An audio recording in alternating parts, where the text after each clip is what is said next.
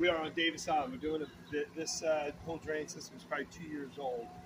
None of it is functioning, and here it is, just totally clogged. We're flushing it. We use a catheter. This is what we use. That's one of our best tools ever. Watch what it does. You put it in the drain.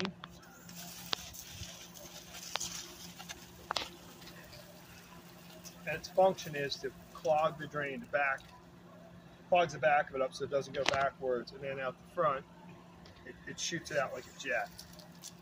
I dare anyone to try to put your hand on and hold this thing. If you aren't doing it, it'll break your hand before you're able to hold it. Anyway, this is just some of the debris. All this black gunk is just stuff that is in the drain that is causing it not to function. So even if you have a great drain system and a great gutter system, you still have to clean it. You should flush these once a year at least, depending on if they have covers or not, but you still need to do maintenance on them. It's like a new car, except you don't have a red light that tells you your gutters need to be cleaned. So we could be your red light. We'll send you a thing every 6 months if you want. Give us a call. Pat the Gutter Rat.